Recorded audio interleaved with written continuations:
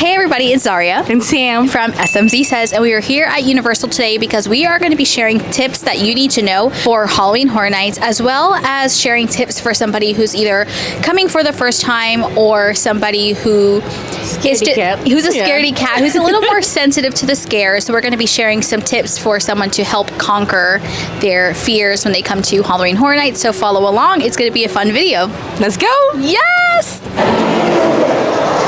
Okay, so two questions that we've been getting about Death Eaters are if they have a specific times they come out during night and best way to see them. So the best way to see them is of course right here by the stage, but if it's raining, they will come out like right over here. You'll see a balcony over here, and then the time that they come out is starting at 6:10, and they walk around for like 15-20 minutes, and then they'll go back out and then come back like around 6:30 again. A quick tip, if you want to know if they're like about to come out, you'll see fogs coming out of like the stage and the music will start playing, so get your phones ready for cameras and videos.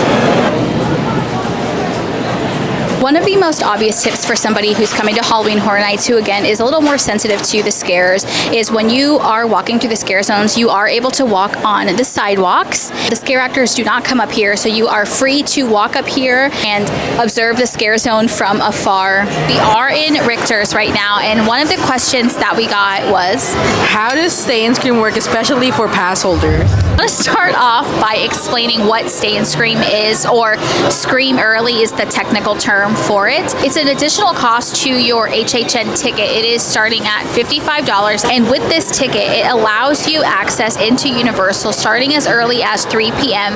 They start closing the park at 5, and 5 o'clock is actually the cutoff time that you have to be in the park if you bought the Scream Early ticket. So from 3 o'clock to 5 o'clock is the time that you have to be inside the park if you got that Scream Early ticket. For the pass holder part of the question, if you're a pass holder, you don't need to buy a Stay and Scream ticket because you're already in the park.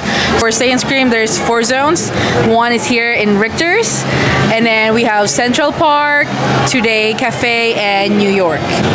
Okay, so going back to the question about how to see the Death Eaters, Richter's is the perfect zone for that because they usually open up this area around like 5:55, 6 p.m. So the moment the rope drops, just run to Diagon Alley, and then it's usually like empty, so it's good for photos and videos, and then just stay there until like 6:10. That's usually what time they first come out. So since we posted our vlog, the food booths have been like popping up, so we got these two right here. These are themed after Ghostbusters. Quick tip, if you want to try some of the foods like early to avoid like the lines, the food booths over here opens up a little bit early once Stay and Scream starts, so like around 5:15, 5:30 you can order up all the foods.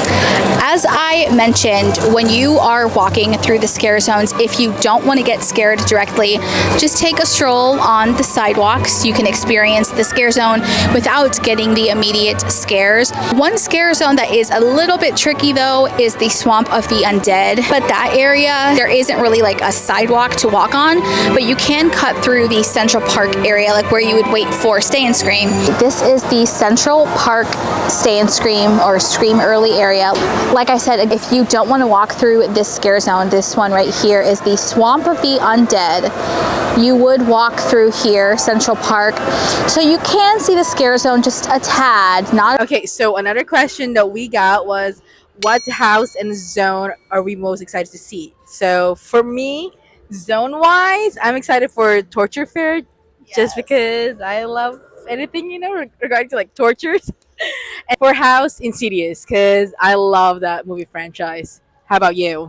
Sam took my two, but I think if not Torture Fair, the scare, like for my most hyped scare zone, I would probably say Blumhouse or Demon Queens. I think either of those would be really cool. And then house-wise, again, I was going to say Insidious, but I'm really excited for Monstruos, the Latin America house, because if you didn't know, I'm Puerto Rican, so I'm a little biased in that regard, but they had it last year at Universal Hollywood, and that house looked really creepy, and I feel like it's going to be really fun. So I would say those. So much fun.